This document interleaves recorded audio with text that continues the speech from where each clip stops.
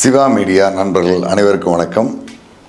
2026 தேர்தலில் திமுக கூட்டணி வெற்றிகரமாக கிட்டத்தட்ட ஒரு 22-23 கட்சிகள் சேர்ந்த ஒரு கூட்டணியை அமைத்து அதனுடைய தேர்தல் அறிக்கையை வெளியிட்டு வேட்பாளர் தொகுதி உடன்பாடு எல்லாமே முடித்து 2 நாள்களாக தமிழ்நாடு முதலமைச்சர் மு.க.ஸ்டாலின் அவர்கள் பிரச்சாரத்தை தொடங்கியிருக்காரு.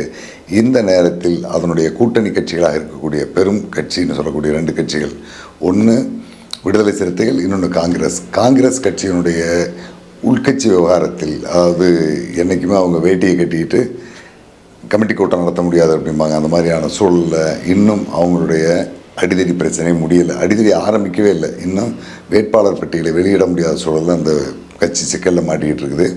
டெல்லி வரைக்கும் பிரச்சனை போயிருக்குது. தமிழ்நாடு காங்கிரஸ் கமிட்டியினுடைய தலைவர் கொடுத்த லிஸ்ட்டை வாங்கி ராகுல் காந்தி தூக்கி வீசிட்டு வேறு லிஸ்ட்டு தயார் பண்ண சொல்லிட்டதாகவும், அதுக்கான ஒரு பட்டியலை இப்போ தயார் பண்ணிக்கிட்டு இருக்கிறதாகவும் தெரியுது. என்னதான் கட்சி கட்டமைப்பை பலப்படுத்தணும்னு டெல்லி தலைமை விரும்பினாலும் தமிழ்நாடு காங்கிரஸ் கமிட்டியினுடைய தலைவர்கள் அதெல்லாம் செவிசாய்க்க மாட்டாங்க. எவன் பெட்டி டி இதெல்லாம் கொடுக்குறானோ அவங்களுக்கு சாதகமான சூழல் தான் உருவாக்குவாங்க. அந்த அடிப்படையில் தான் வர்ற தேர்தலில் யாருக்கு சீட்டுங்கிறத முடிவாகுமோ தவிர, மக்களுக்காக உழைக்கின்றவர் கட்சியை வளர்க்குறவங்களுக்கெல்லாம் காங்கிரஸில் சீட்டு கிடைக்கிறதுக்கு சாத்தியமே கிடையாது. என்ன தான் செஞ்சாலும் பழைய நிலை தான் தொடரும். இதுக்கிடையிலேயே இன்னொரு அடுத்த கட்சியாக இருக்கக்கூடிய விடுதலை சிறுத்தைகள் கட்சியினுடைய தலைவர் தொல் திருமாவளவன் ஒரு அதிர்ச்சி வைத்தியத்தை கொடுத்துருக்காரு. காரணம் என்ன பார்த்தீங்கன்னா, சிதம்பரம் நாடாளுமன்ற தொகுதியினுடைய உறுப்பினராக எம்பியாக இருக்கக்கூடிய திருமாவளவன் காட்டுமன்னார்குடி தனித்தொகுதியில் சட்டமன்ற உறுப்பினருக்கும் போட்டி போடுவதாக அறிவித்திருப்பது திமுகவினுடைய தலைவர் முதலமைச்சர் மு.க.ஸ்டாலின் அவர்களிடமிருந்து அனைத்து கூட்டணி கட்சி தலைவர்களுடைய மத்தியிலும் ஒரு குழப்பத்தையும் எதிர்பார்ப்பையும் ஏற்படுத்தியிருக்குது. இதை பற்றி பத்திரிகையாளர்களுடைய கேள்விக்கு பதிலளித்த திருமாவளவன், 2026 பொதுத் தேர்தலுக்கு பிறகு தமிழ்நாட்டு அரசியல் கள சூழல் மாறும் வாய்ப்பு இருக்குது. அப்படி மாறுகின்ற சூழலில் தமிழ்நாட்டில் நான் கட்சியை வளர்க்க வேண்டிய ஒரு பொறுப்பில் இருக்கேன். அதனால் சில முடிவுகளை எடுப்பதற்கு நான் மாநில அரசுகளை கவனித்தா தான் சரியாக இருக்கும் அப்படின்னு சொல்லியிருக்காரு. இதே காலகட்டத்தில் அவருடைய குடும்பத்தைச் சேர்ந்த அவங்களுடைய அக்கா மகள் ஒருவரையும் கள்ளக்குறிச்சி சட்டமன்ற தொகுதியில் வேட்பாளராக அறிவிச்சிருக்காரு. தனக்கு விசுவாசமான கட்சிக்காரங்க அப்படிங்கிறதையும் தாண்டி ஒரு இரத்த சம்பந்தமான உறவை உள்ளே கொண்டு வர முயற்சி பண்ணியிருக்காரு. இதை பற்றி ஒட்டுமொத்தமாக இருக்கக்கூடிய அரசியல் பார்வையாளர்கள் மற்றும் திமுகவுடைய மூத்த முன்னோடிகள் பலர்கிட்ட நம்மெல்லாம் பேசும்போது அவங்க சொல்கிற கருத்து, திருமாவளவன் இப்போ சொல்லியிருக்கிற இந்த கருத்து திமுக கூட்டணிக்குள் பல்வேறு விதமான சலசலப்பையும் தொண்டர்கள் மத்தியில் ஒரு கேள்விக்குறியும் பல சந்தேகங்களையும் எழுப்புது. திமுகவினுடைய தலைவராக இருக்கக்கூடிய மு.க.ஸ்டாலின் ஏற்கனவே தேமுதிக உள்ளிட்ட சில சின்ன உதிரி கட்சிகளை எல்லாம் கூட தன்னுடைய கூட்டணியில் சேர்த்து ஆளுக்கு ஒரு சீட் 2 சீட்னு, அதாவது ஆர்எஸ்எஸ்னுடைய கொள்கையோடு ஒத்துப்போகின்ற கொள்கை அமைப்புடையவங்களை கூட திமுக கூட்டணியில் சேர்த்து கிட்டத்தட்ட ஒரு 23 கட்சிகளை சேர்த்து ஆளுக்கு 1-2 அப்படிங்கிற மாதிரி சீட்டை கொடுத்துருக்காரு. ஒவ்வொரு தொகுதியிலும் 100 ஓட்டு 200 ஓட்டு கூட சிதறி போய் அந்த வாய்ப்பு எடப்பாடி பழனிசாமிக்கு சாதகமாக போயிடக்கூடாது அப்படிங்கிற எண்ணத்தில் இவ்வளவு பேரை உள்ளே எடுத்து போட்டு கூட்டணி சேர்த்து ஒரு கட்டமைப்போடு கொண்டு போயிட்டுருக்காரு. இந்த நேரத்தில் திருமாவளவன் பேசியிருக்கிறதுனுடைய மையப்பொருள் அது எதை நோக்கி போகுதுன்னு பார்த்தா, நிச்சயமாக 2026 தேர்தலில் திமுக அறுதி பெரும்பான்மை பெறாது. அதாவது தனித்து ஆட்சி அமைப்பதற்கு தேவையான 118 தொகுதிகள் பெறுவதற்கான வாய்ப்பு இல்லை. ஏற்கனவே 2006 காலகட்டத்தில் வந்த மாதிரி திமுக ஒரு 100 தொகுதிகளுக்கு உள்ளாகவும், கூட்டணி கட்சிகள் ஒரு 30 தொகுதிக்குள் வரும் பட்சத்தில் ஒரு 130 தொகுதி அப்படிங்கிற அளவில் கூட்டணி ஆட்சி தான் அமையறதுக்கான வாய்ப்பு இருக்குது அப்படிங்கிறத திருமாவளவன் அனுமானித்து தான் அப்படி வரும்போது ஆட்சி அதிகாரத்தில் தனக்கும் பங்கு வேணும் அப்படின்னு கேட்குறதுக்கு ஏற்ற சூழலில் இந்த கருத்தை வெளியிட்டிருக்காரு. இது அவர் ஏதோ ஒரு அணுகுமுறையில் தெரிந்து கொண்ட ஒரு விஷயம், இதுதான் யதார்த்தமான நிலைமை அப்படிங்கிறத புரிஞ்சிருக்கிறாங்க. அப்படி புரிகின்ற அந்த நேரத்தில் இது மக்கள் மத்தியிலும் திமுகவுக்கு அறுதி பெரும்பான்மை பெறுவதற்கு வாய்ப்பில்லை அப்படிங்கிற ஒரு மனநிலையை, ஒரு அச்சத்தை ஏற்படுத்தும் விதமாக அமைஞ்சிருக்குது. இது திமுகவினுடைய கூட்டணி வெற்றியை பாதிக்கின்ற வேலையை திருமாவளவன் துவங்கியிருக்காரு அப்படிங்கிற ஒரு குற்றச்சாட்டை வைக்கிறாங்க. அதே நேரத்தில் திருமாவளவன் இந்த முடிவை எடுத்திருப்பதனுடைய பின்னணி என்ன அப்படிங்கிறதை பற்றி பேசக்கூடிய விடுதலை சிறுத்தைகளுடைய ஆதரவு நிலைப்பாட்டில் இருக்கிறவங்க கடந்த ஒரு 30-40 ஆண்டுகளாக தமிழக அரசியலை உற்று நோக்கிட்டு வரக்கூடிய பார்வையாளர்கள் ஒரு கருத்தை முன்வைக்கிறாங்க. அது என்னென்னு பார்த்தீங்கன்னா, திமுக அதிமுக இந்த 2 கட்சியுமே அதனுடைய தலைமை அவங்களுடைய கூட்டணியில் இருக்கக்கூடிய அல்லது இணக்கமாக இருக்கக்கூடிய அமைப்பின் பொறுப்பாளர்கள்ட்ட ஒரு பிரித்தாளும் சூழ்ச்சியை கையாளுவாங்க. அதாவது தலைவர் அடுத்தது அதுக்கு இருக்கிற துணை பொதுச் செயலாளர், பொதுச் செயலாளர், இந்த மாதிரி பொறுப்பாளர்கள்ட்ட ஒவ்வொருத்தர்கிட்டையும் பேசும்போது தலைவருக்கும் அந்த அடுத்த பொறுப்பில் இருக்கிறவருக்கு இடையில் ஒரு சின்ன விரிசலை உருவாக்கி வைப்பாங்க. எப்போ தங்களுக்கு எதிராக தலைமை திரும்பும் போதும் இவங்க அந்த அடுத்த பொறுப்பில் இருக்கிற ஆட்களை தங்களுக்கு சாதகமாக கொண்டுட்டு வர்றதுங்கிறது காலகாலமாக நடந்துகிட்டு இருக்கிற ஒரு அரசியல் சூழ்ச்சி. அந்த அடிப்படையில் விடுதலை சிறுத்தைகள் கட்சியினுடைய சட்டமன்ற உறுப்பினராக இருக்கிற சிலர், குறிப்பாக ஆளூர் ஷானவாஸ், இவங்ககிட்ட எல்லாமே திமுக தலைமை திருமாவளவனுக்கு தெரியாமலேயே சில செய்திகளை பேசி அவங்களுடைய ஒப்புதலை வாங்கி அல்லது அவங்களுடைய வழி நடத்தக்கூடிய அந்த பொறுப்பை எடுத்து செய்ய ஆரம்பிச்சிட்டாங்க. குறிப்பாக நாகப்பட்டினம் தொகுதியில் இந்த முறை 2026 தேர்தலில் திமுக கூட்டணியில் இருக்கக்கூடிய மனிதநேய மக்கள் கட்சியினுடைய தலைவர் ஜவாஹிருல்லாவுக்கு கொடுக்கறதா ஒரு உடன்பாடு ஏற்பட்டுச்சு. ஜவாஹிருல்லா ஏற்கனவே நின்று தோத்துட்டார். இந்த முறை நாகப்பட்டினம் எனக்கு வேணும் அப்படின்னு அவர் கேட்டதை தொடர்ந்து அந்த தொகுதியில் விடுதலை சிறுத்தைகள் கட்சியின் சார்பான என்ன ஆனூர் ஷானவாஸ்கிட்ட பேசி இந்த தொகுதியை இந்த முறை ஜவாஹிருல்லா கேட்குறாரு, அவங்களுக்கு கொடுத்துருவோம், அதுக்கு மாற்றாக உங்களுக்கு நாங்கள் வேறு தொகுதியை தர்றோங்கிற ஒரு சில விஷயத்தை பேசியிருக்கிறாங்க. பேசினார்களா அல்லது பேசுவதற்கான தகவலாக அனுப்பலாங்களா தெரியல. ஆனால் அந்த செய்தியை தொகுதி உடன்பாடு குறித்து பேசும்போது திருமாவளவனுடைய கவனத்தை கொண்டு வந்திருக்காங்க. நாகை தொகுதி இந்த முறை உங்களுக்கு இல்லை, நாங்கள் வேறு ஆளுக்கு கொடுக்குறோம் அப்படின்னு திமுகவினுடைய பொறுப்பாளர்கள் திருமாவளவன்கிட்ட சொல்லும்போது, அவர் எங்கள் எம்எல்ஏ ஆளூர் ஷானவாஸ் இருக்கார், அவருக்கு கொடுக்காம நாங்கள் வேறு யாருக்கு கொடுக்குறோம் அப்படிங்கும்போது, இல்லை நாங்கள் ஆளூர் ஷானவாஸ்கிட்ட பேசிட்டோம், அவர் வேறு தொகுதிக்கு ஒத்துக்கிட்டாரு, நீங்கள் இதை விட்டுட்டு வேறு தொகுதி வாங்கிக்கங்க அப்படின்னு சொல்லும்போது திருமாவளவனுக்கு ஒரு அதிர்ச்சி. நம்ம கட்சியை சேர்ந்த எம்எல்ஏ நமக்கு தெரியாமலே திமுகவோட பேசியிருக்காரா அப்படிங்கிற முடிவில் இந்த முறை ஆளூர் ஷானவாஸ்க்கு சீட் இல்லாமல் கழட்டி விட்டுருக்காரு. இது ஆளூர் ஷானவாஸ் தெரிந்து செய்திருந்தாலும் தெரியாமல் செய்திருந்தாலும் அதை அரசியல் காயாக நகர்த்தி ஒரு கேம் விளையாடுறதுல திமுக அது சரியாக பண்ணியிருக்கு. திமுகவினுடைய தலைவராக கலைஞர் அந்த காலகட்டங்களில் இதுபோல் பல வேலைகளை செஞ்சுருக்காரு. இந்த அளவுக்கு செய்கிற சாத்தியம் ஸ்டாலினுக்கு இருக்கா அப்படிங்கிற ஒரு சந்தேகமும் திமுகவில் இருக்குது. ஏன்னா இவர் அந்தளவுக்கு திறமையானவர் கிடையாது அப்படிங்கிறாங்க. ஒருவேளை இது தெரிந்து நடந்ததா அல்லது தெரியாமல் திட்டமிட்டு ஒரு வலை பின்னப்பட்டதா, மொத்தத்தில் விடுதலை சிறுத்தைகளுக்குள்ள ஒரு இணக்கமில்லா தன்மையை இந்த செயல் உருவாக்கி இருக்குது. இதுக்கு காரணம் என்ன அப்படிங்கிறதை பற்றி திமுகவினர் சொல்லும்போது, அந்த வேலையை திமுக செய்ய வேண்டிய சூழலுக்கு தன்னை கொண்டு போனதே திருமாவளவன் தான் அப்படிங்கிற ஒரு காரணத்தை சொல்கிறாங்க. அது என்ன பார்த்தீங்கன்னா இப்போ இல்லை, கிட்டத்தட்ட ஒரு 4 ஆண்டுகளுக்கு முன்னே இதற்கான விதை உருவாகிருக்குது.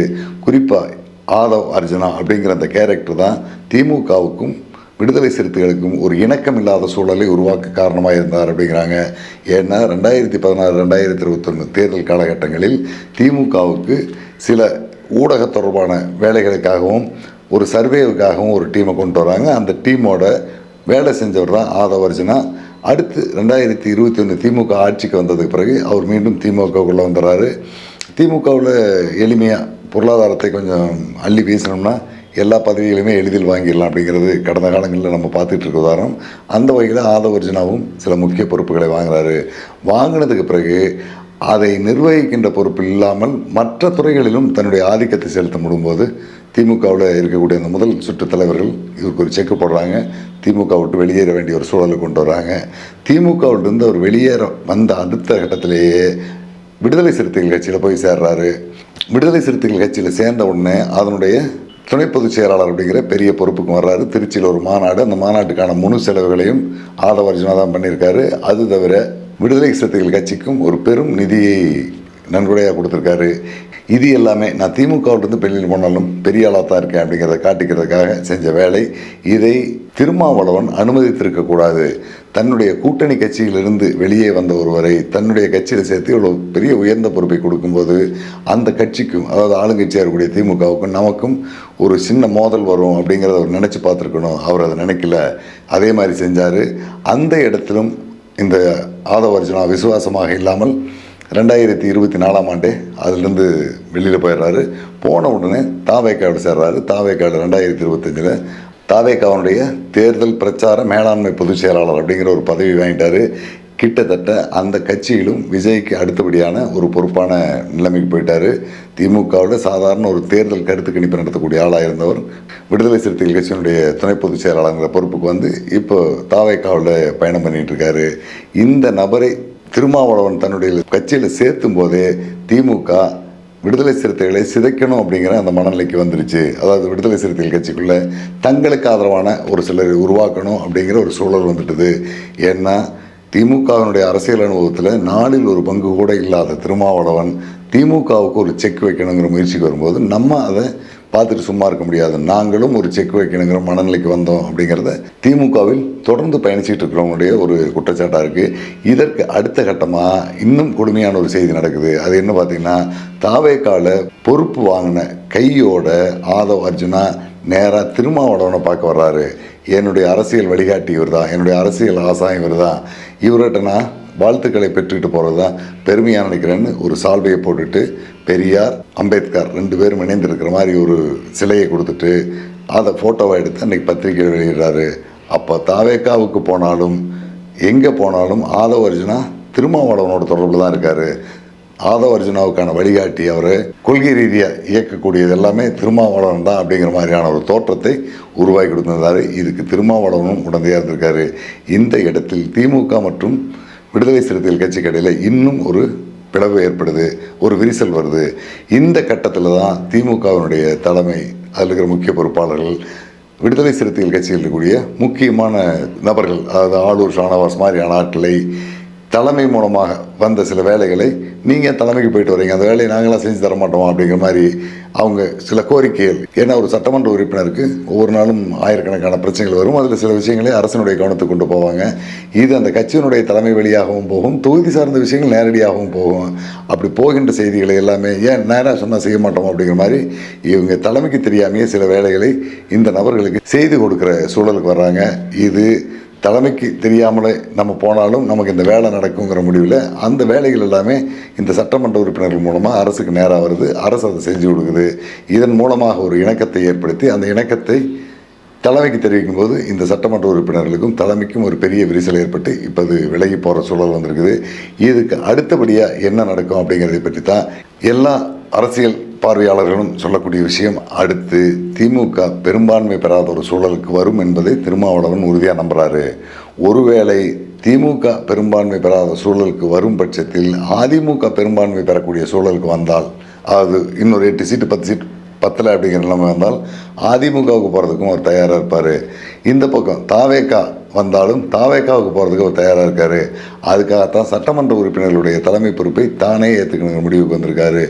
ஒருவேளை காட்டுமன்னார்குடி தொகுதியில் குறைவான வாக்குகளில் தான் தோல்வியுற்று விட்டாலும் கட்சியில் இருக்கிற வேறு யாரையும் நம்பாமல் தன்னுடைய இரத்த உறவாக தன்னுடைய அக்கா மகளை கள்ளக்குறிச்சி தொகுதியில் போட்டியிட வச்சு அவங்கள ஜெயிக்க வச்சு அவங்க மூலமாக தான் அந்த நிர்வாகத்தை நடத்தலாம் அப்படிங்கிற ஒரு மனநிலையில் தான் முதன்முறையாக தன்னுடைய குடும்ப உறுப்பினர் ஒருவரை கட்சிக்குள்ளே கொண்டு வந்திருக்காரு. இதுவரைக்கும் கொண்டு வந்திருக்கிற எல்லாமே கொள்கை ரீதியான முடிவுகளாக எடுத்து அவங்கள வாரிசுகளாக அவங்கள சட்டமன்ற உறுப்பினர்களாக கொண்டு வர வேலையை செஞ்சுட்டு தவிர இப்போ தான் முதன்முறையாக குடும்பத்தில் கொண்டு வந்திருக்காரு.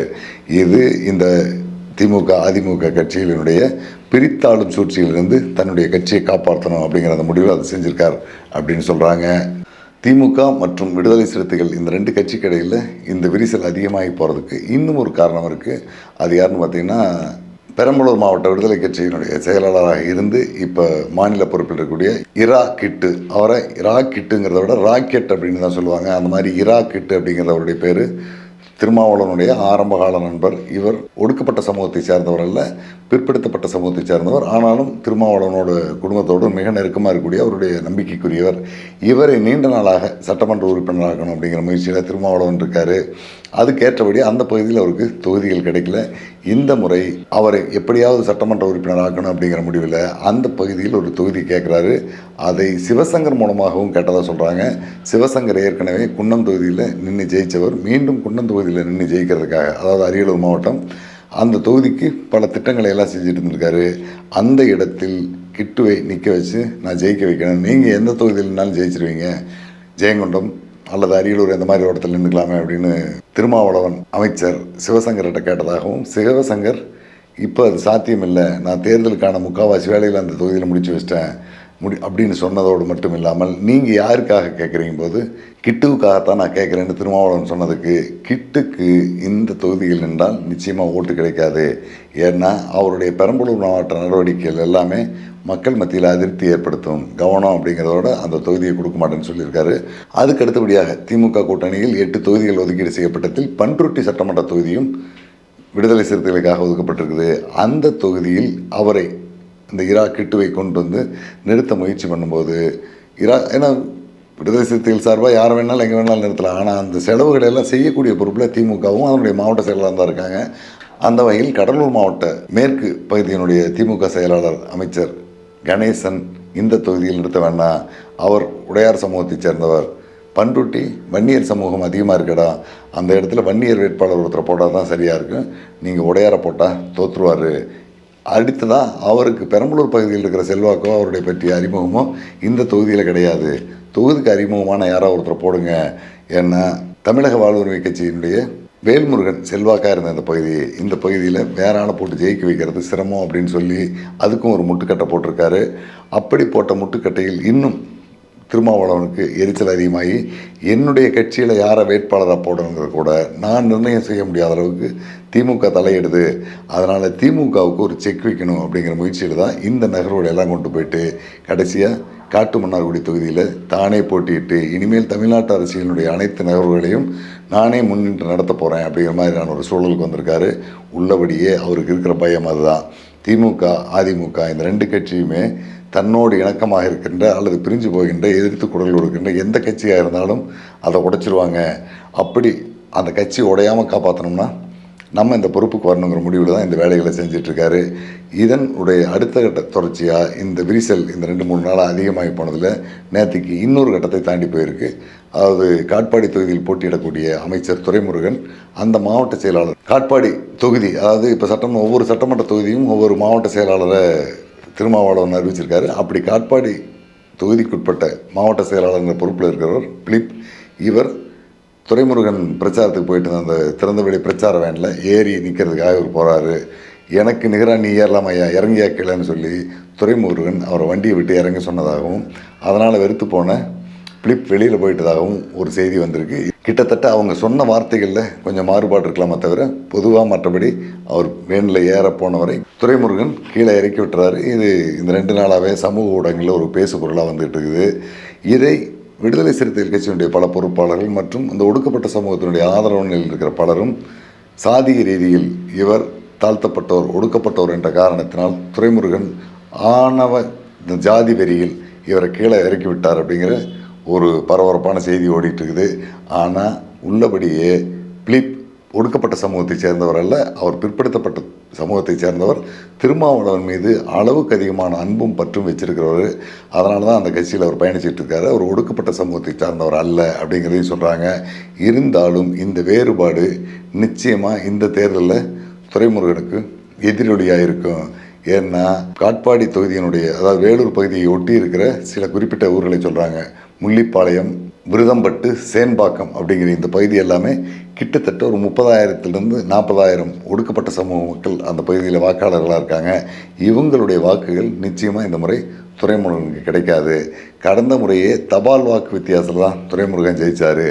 இந்த முறை இந்த நிகழ்வு, அதாவது பிலிப் என்ற அந்த தோழரை வண்டியில் ஏறாத இறங்கி எனக்கு நிகராக நீ ஏறலாமா அப்படின்னு கேட்டதனுடைய விளைவு அவரை தோல்வியுற செய்யும் அப்படின்னு சொல்கிறாங்க. அதுக்கான வேலைகளை விடுதலை சிறுத்தைகள் செய்வாங்கங்கிறதும் ஓரளவுக்கு அனுமானிக்க முடியுது. ஆளுங்கட்சியான திமுக கூட்டணியில் இருக்கக்கூடிய திருமாவளவனுக்கும் திமுக நிர்வாகிகளுக்கும் தலைமைக்கும் ஏற்பட்டிருக்கிற இந்த விரிசலில் அதிகபட்ச விரிசலை உண்டு பண்ணக்கூடிய ஒரு சம்பவமாக நேற்று ஒரு நிகழ்வு நடந்திருக்கு. அதாவது ஆம்ஸ்ட்ராங், பகுஜன் சமாஜ் கட்சியினுடைய தமிழ்நாடு மாநில தலைவராக இருந்த ஆம்ஸ்ட்ராங் கொல்லப்பட்டார். அதன் தொடர்ச்சி அவருடைய மனைவி பொற்கொடியை அதிமுக இந்த முறை திருவிக நகர் தொகுதியில் அதிமுக வேட்பாளராக களமிறக்கியிருக்காங்க. இரட்டை இலை சின்னத்தில் அவங்க போட்டிடுறாங்க. இது ஒரு 4 நாளுக்கு முன்னே இந்த அறிவிப்பு வந்துட்டு, அதை நேற்றைக்கு திருமாவளவன் ஒரு நிகழ்ச்சியில் பேசும்போது ஆம்ஸ்ட்ராங்குடைய குடும்பத்தை சேர்ந்த ஒருத்தருக்கு அதிமுக இந்த தேர்தலில் சீட்டு கொடுத்துருக்கு, அந்த பொண்ணுக்கு தேவையான பாதுகாப்பை காவல்துறையும் அரசும் வழங்கணும், அவங்களுக்கு இன்னும் உயிருக்கு பாதுகாப்பு எல்லாம் சூழல் இருந்துகிட்டு இருக்கு, அவங்களுக்கு ஒரு அச்சமூட்டல் நிலைமையில் தான் இருந்துகிட்ருக்கு, அவங்களுடைய பாதுகாப்பை உறுதிப்படுத்தணும். அதிமுக இந்த விஷயத்தில் ஆம்ஸ்ட்ராங் அவர்களுடைய மனைவி பொற்கொடிக்கு சீட்டு கொடுத்ததை நான் வரவேற்கிறேன் அப்படின்னு சொல்லியிருக்காரு. அந்த தொகுதியில் ஆம்ஸ்ட்ராங்கை எதிர்த்து நிற்கிறது திமுக வேட்பாளருக்கு எதிராக, அதாவது தன்னுடைய கட்சி கூட்டணியில் இருக்கக்கூடிய ஒருத்தருக்கு எதிராகவே எதிர்த்தரப்பு வேட்பாளரை புகழ்ந்து பேசி அந்த வேட்பாளருக்கு பாதுகாப்பு கொடுக்கணும் அப்படிங்கிற ஒரு செய்தியை வலியுறுத்தி சொல்லியிருக்காரு. இதை பற்றி இவர் இந்த இடத்தில் பேசியிருக்க வேண்டிய சூழல் கூட கிடையாது. அப்படி அவர் பேசியிருப்பதனுடைய நோக்கமே இந்த ரெண்டு கட்சிக்கும் இடையில் ஒரு விரிசல் வந்துருச்சு அப்படிங்கிறதை வெளிப்படுத்தும் விதமாக தான் அவர் பேசியிருக்காரு அப்படிங்கிறத திமுக சார்ந்திருக்கிற பார்வையாளர்கள் சொல்கிறாங்க. இன்னொரு குறிப்பிடத்தக்க செய்தி என்ன பார்த்தீங்கன்னா, ஆம்ஸ்ட்ராங் ஒரு பெரும் தியாகி அல்லது ஒரு சமூக ஆர்வலர், சமூக அக்கறை உள்ளவர், பல சமூக சேவைகளை செஞ்சவர் அப்படிங்கிறதெல்லாம் கிடையாது. அவர் என்ன தொழில் செய்து கொண்டிருந்தார், எதற்காக கொல்லப்பட்டார், அவர் கொலையில் யாரெல்லாம் தொடர்பு இருந்திருக்காங்க அப்படிங்கிறது உலகத்துக்கே தெரிஞ்சது. அப்போது ஆம்ஸ்ட்ராங் செய்ததை இவர் நியாயப்படுத்துகிறாரா அல்லது ஆம்ஸ்ட்ராங் குடும்பத்துக்கு திமுக பாதுகாப்பாக இல்லை அப்படிங்கிற ஒரு சூழலை உருவாக்குற மாதிரி பேசுகிறாரா அப்படிங்கிறது தெரியல. உள்ளபடியே ஆம்ஸ்ட்ராங் செய்த தொழிலுக்கு அவருடைய குடும்பத்தை அரசு பாதுகாக்கணும்னு சொல்கிறது திமுக மேலே மக்கள் மத்தியில் இருக்கிற அந்த ஒரு இமேஜை சரிவடைய செய்யும் ஒரு வேலையாக தான் பார்க்க வேண்டியதாக இருக்குது. திருமாவளவன் அவருடைய அமைப்பை சேர்ந்த பலரும் என்ன வேலை செஞ்சிட்ருக்காங்கிறது எல்லாருக்குமே தெரிஞ்ச விஷயந்தான். விரல் விட்டு எண்ணக்கூடிய விடுதலை சிறுத்தைகள் கட்சியினுடைய பொறுப்பாளர்களை தவிர மீதி அத்தனை பேருமே கட்ட பஞ்சாயத்தும் அந்த பகுதியில் இருக்கிற பிரச்சனைகளை பெருசாக்கி வேறு சமூக மக்களிடம் பணம் பறிக்கிற வேலையை தான் செஞ்சிட்ருக்காங்க. இது பல காவல் நிலையங்களில் புகாராகவும் வந்திருக்கு.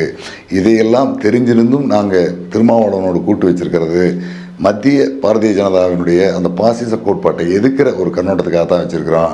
ஆனால் இதுக்குள்ளேயே இருந்துக்கிட்டு ஒரு குறைச்சல் கொடுத்துட்ருக்கிறது நிச்சயமாக இந்த தேர்தலில் விடுதலை சிறுத்தைகளுக்கு கண்டிப்பாக பாதிப்பை ஏற்படுத்தும் அப்படிங்கிற ஒரு கருத்தை முன்வைக்கிறாங்க. விடுதலை சிறுத்தைகள் தரப்பாக சொல்லக்கூடிய ஒரு விஷயம்னு பார்த்தீங்கன்னா, மாநிலம் முழுவதும் பல இடங்களில் 1000 ஓட்டு, 1500 ஓட்டு, 2000 ஓட்டு அப்படிங்கிற ஓட்டில் தான் திமுக வெற்றி பெற வேண்டிய சூழல் வரும். விடுதலை சிறுத்தைகளோடு இணக்கமில்லாத சூழல் ஏற்பட்டால் பல தொகுதிகளில் திமுக தோல்வியை சந்திக்க வேண்டிய சூழல் வரும் அப்படிங்கிறாங்க. இதில் ரெண்டுமே உண்மையானது தான். திமுகவுக்கும் விடுதலை சிறுத்தைகளுக்கும் ஒரு இணக்கமில்லாத சூழல் தொடர்ந்து போகுமானால் நிச்சயமாக அந்த இழப்பு திமுகவுக்கு மட்டுமல்ல, விடுதலை சிறுத்தைகள் மட்டுமல்ல, ரெண்டு பேருக்குமே இழப்பாகத்தான் முடியும் அப்படிங்கிறது தெளிவாக உணர முடியுது. இந்த விவகாரங்களை உன்னிப்பாக கவனிச்சிட்டு இருக்கிற சமூக அக்கறை உள்ள சமூக ஆர்வலராகக்கூடிய பலர் இதை பற்றி பேசும்போது அவங்க சொல்கிற ஒரு கருத்து என்ன பார்த்தீங்கன்னா, 2025 அக்டோபர் மாதம் சென்னை உயர்நீதிமன்றத்துக்கு முன்பாகவே ராஜீவ்காந்தி என்ற வழக்குரைஞரை விடுதலை சிறுத்தைகள் கட்சியினுடைய தொண்டர்கள் அடித்தாங்க. அப்போ அதை காருக்குள்ளேருந்து திருமாவளவன் பார்த்துக்கிட்டு தான் இருந்தார். மறுநாள் பத்திரிகையாளர்கிட்ட பேசும்போது அவனை ஜாதி என்னன்னு கேட்டெல்லாம் எங்கள் ஆளு அடிக்கலை, ஆர்எஸ்எஸ் காரணங்கிறதுக்காக பிஜேபி காரணங்கிறதுக்காகலாம் அடிக்கலை, ஏன் முறைச்சி பார்த்தேன்னு சொல்லி 2 தட்டு தட்டினாங்க அப்படிங்கிற அளவில் அதை கடந்து போயிருந்தார். இதை உயர்நீதிமன்றம் கூட கண்டிக்கிற அளவுக்கான ஒரு நிகழ்வு இருந்தது. அந்த கட்டத்திலேயே இதை மு.க. ஸ்டாலின் கண்டித்திருக்க வேண்டும். கூட்டணி கட்சியில் இருந்துக்கிட்டு பொது வெளியில் ஒரு சின்ன விபத்து, அந்த விபத்தின் தொடர்ச்சியாக வண்டியில் வந்தவங்களை திரும்பி பார்த்த ஒரு நிகழ்வுக்காக ஒரு வக்கீல் அடித்ததுங்கிறது எல்லாரையுமே பாதிக்கப்பட வச்ச ஒரு விஷயம். இது திமுகவுக்கு கெட்ட பேர் தான். கூட்டணி கட்சிங்கிற முறையில் ஸ்டாலின் கண்டிக்காமல் விட்டது தான் திருமாவளவன் அடுத்தடுத்த நகர்வுகளுக்கெல்லாம் போகிறதுக்கு காரணமாக அமைஞ்சிருச்சு. ஆரம்பத்திலேயே விடுதலை சிறுத்தைகளுடைய நடவடிக்கைகளை திமுக அரசு, காவல்துறை சரிப்படுத்தி வச்சிருக்குமானால் இப்போ இவர் இந்த அளவுக்கு பேச மாட்டார், நாங்கள் தான் அவங்கள வளர விட்டுட்டோம் அப்படிங்கிற ஒரு சார்ஜையும் திமுகவுடைய பல பொறுப்பாளர்கள் ஏற்றுக்கிறாங்க. மொத்தத்தில் திமுக கூட்டணிக்குள், அதாவது இந்த 22 கட்சி கூட்டணி, இதுலேயும் கொள்கை முரண்பாடுள்ள கூட்டணி. எப்பவுமே இவ்வளவு பெரிய கூட்டணி அப்படிங்கிறது எதிர்க்கட்சியாக இருக்கும்போது பல கட்சிகள் சேர்ந்து தேர்தலில் வெற்றி பெறுவதற்கான சூழலை உருவாக்குறதுக்கு பல உதாரணங்கள் இருக்குது. ஆனால் ஆளுங்கட்சியாக இருக்கிற ஒரு கட்சி இவ்வளவு பெரிய குழப்பவாத கூட்டணிகளை எல்லாம் கொண்டுட்டு போய் வெற்றி பெற வைக்கிறதுங்கிறது சாத்தியம் ரொம்ப குறைவு. அதுக்கான துவக்கம் இப்போ திமுகவில் விடுதலை சிறுத்தைகளுக்கும் திமுகவுக்கும் இடையிலேயே ஆரம்பிச்சிருக்கு. இது போக போக சுமூகமாக முடிஞ்சிருமா, விரிசல் அதிகமாகுமா அப்படிங்கிறத நம்ம அடுத்த வீடியோவில் பார்ப்போம். நன்றி நண்பர்களே.